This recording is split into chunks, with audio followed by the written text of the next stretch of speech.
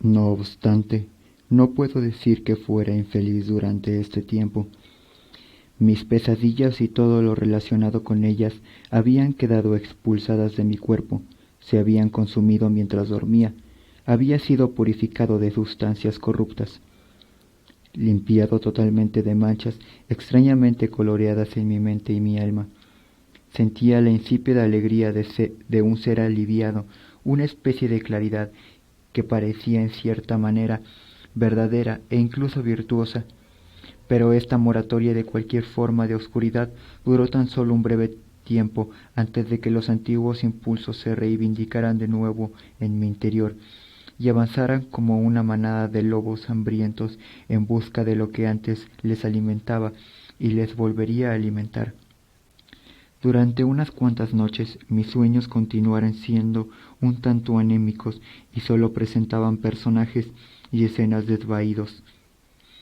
Se había debilitado demasiado para usarme como lo hacía antes, apoderándose de como solían hacer del contenido de mi vida, mis memorias y mis emociones, toda la parafernalia de una historia privada, y moldeando a su manera, dando forma a cosas que no poseían forma propia, y en consecuencia agotando mi cuerpo y mi alma.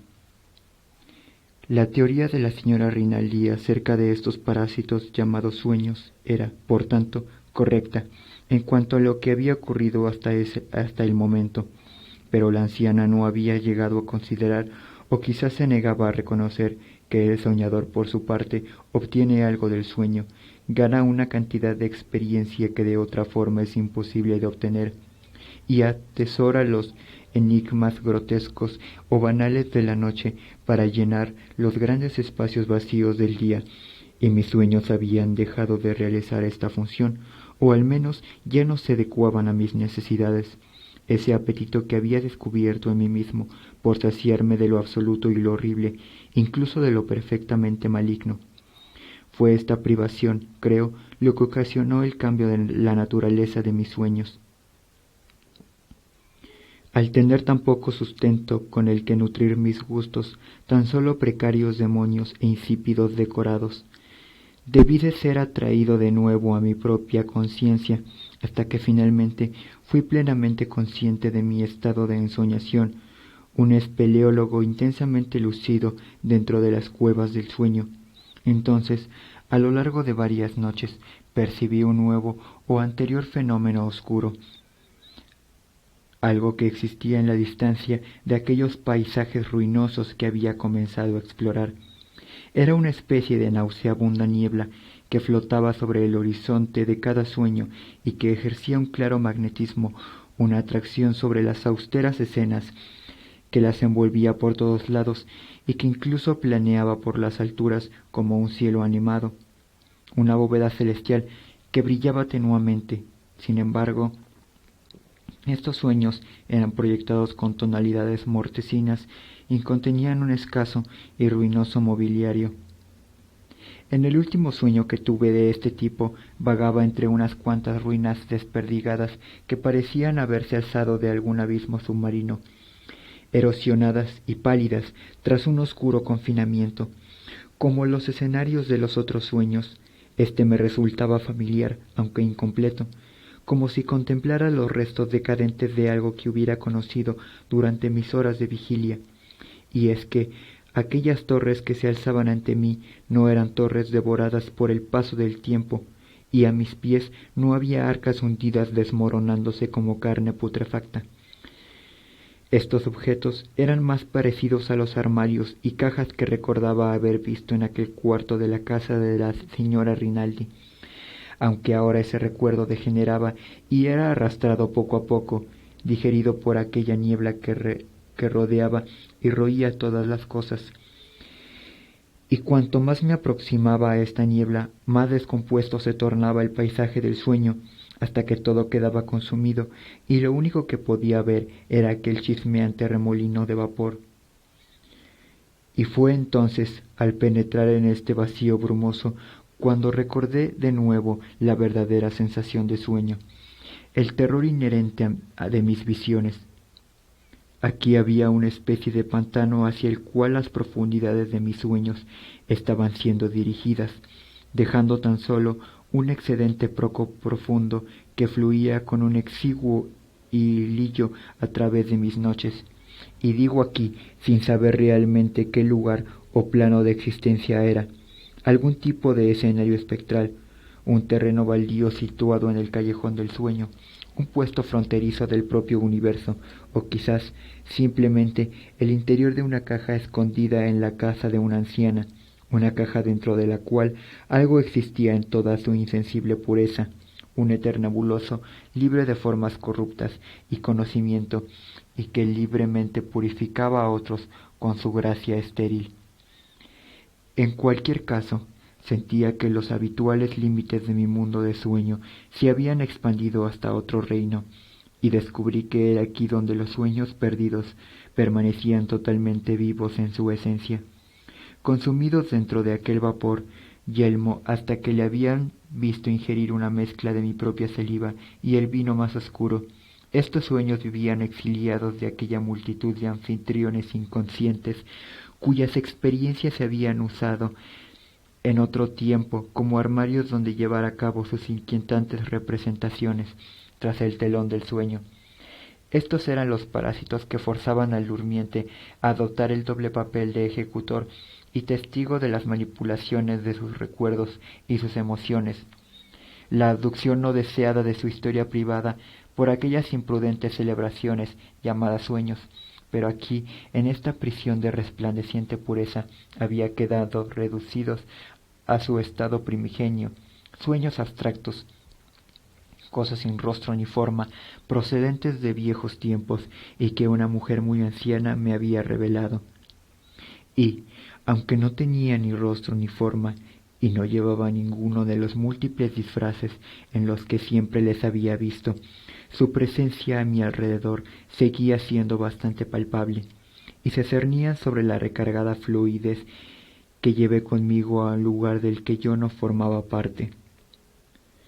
Entonces la propia blancura infinita se inundó de los colores de innumerables rostros y formas, un cielo blanco súbitamente repleto de arco iris, hasta que todo se saturó de tal manera de celebraciones y se empapó de tanto frenesí que finalmente adoptó la total negrura de los viejos tiempos, y en esa negrura me desperté, gritando al mundo.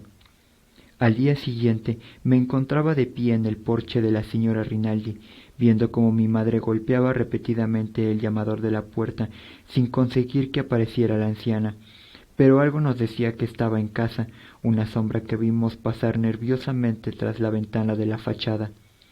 Finalmente la puerta se abrió ante nosotros, pero quienquiera que la abrió permaneció al otro lado y dijo: «Señora, llévese a su hijo a casa, no se puede hacer nada más. Me equivoqué con él». Mi madre se quejó del retorno de mi enfermedad y dio un paso hacia el interior de la casa, arrastrándome a mí con ella. Pero la señora Rinaldi tan solo dijo: «No entren aquí, no es apropiado que visiten este lugar ni que me vean». Por lo que pude observar del saloncito, parecía que había tenido lugar un cambio esencial, como si el frágil equilibrio del cuarto se hubiera roto, y la constante amenaza de que su orden pudiera trastornarse hubiera sido por fin ejecutada. Todo en su interior parecía torcido, distorsionado por algún tipo de proceso de descomposición y retorcido hasta perder sus proporciones naturales. Era un cuarto contemplado a través de una ventana combada y de extraño color, y mucho más extraño pareció este color cuando la señora Rinaldi se mostró de repente ante nosotros, y pude ver que sus ojos claros en otro tiempo y su rostro cetrino habían adoptado el mismo tono, un vidriado verdoso como de algo a un mismo tiempo putrefacto y de aspecto de reptil. Mi madre enmudeció inmediatamente ante esta visión. «¿Me harán caso ahora y se marcharán?», dijo la anciana. Ni tan siquiera pudo ya hacer algo por sí misma. «Tú sabes de lo que hablo, niño. Todos esos años los sueños pudieron ser mantenidos a raya, pero tú has confraternizado con ellos. Sé que lo hiciste. Cometí un error contigo. Permitiste que mi ángel fuera envenenado por los sueños que no pudiste negar, Era un ángel, ¿lo sabías? Estaba libre de cualquier pensamiento y libre de cualquier sueño, y tú eres quien lo hiciste pensar y soñar, y ahora está muriéndose. Y no está muriendo como ángel, sino como demonio. ¿Quieres ver cómo es ahora?, dijo señalando hacia la puerta que conducía al sótano de la casa. Sí, está allí abajo porque ya no es como era, y ya no podía permanecer donde estaba. Se marchó reptando con su propio cuerpo, el cuerpo de un demonio. Está soñando y muriendo por sus sueños. Tiene sus propios sueños, los sueños de un demonio. Y también yo estoy muriendo, porque todos los sueños han regresado. Entonces la señora Rinaldi comenzó a aproximarse a mí, y el color de sus ojos y su rostro pareció oscurecerse. Y fue entonces cuando mi madre me agarró del brazo y me sacó rápidamente de la casa. Mientras nos alejábamos corriendo, eché la mirada hacia atrás y vi a la anciana despotricando en la media puerta abierta y maldiciéndome por ser un demonio. No pasó mucho tiempo cuando nos enteramos de la muerte de la señora Rinaldi. Según su propio diagnóstico, los parásitos se habían apoderado de ella, aunque los rumores locales decían que había padecido durante años de algún tipo de cáncer. También se encontraron pruebas de que otro habitante de la casa sobrevivió a la anciana durante un corto periodo de tiempo, y ocurrió que varios compañeros míos de clase me informaron sobre sus incursiones nocturnas en la casa de la vieja bruja, un lugar donde mis padres me habían prohibido ir. Así pues, no puedo afirmar que contemplara con mis propios ojos lo que se arrastraba por el suelo en aquella casa, iluminada por la luna, o algo como un montón de trapos sucios, dijo uno de los chicos. Pero sí soñé sobre este prodigio, e incluso soñé sobre sus sueños mientras arrastraban hasta la última brillante partícula angelical de este ser hacia la negrura de los viejos tiempos. Entonces todas mis pesadillas se aplacaron tras un tiempo, como siempre habían hecho, y siempre harían, usando mi mundo tan solo en intervalos y disolviendo gradualmente mi vida en la de ellos.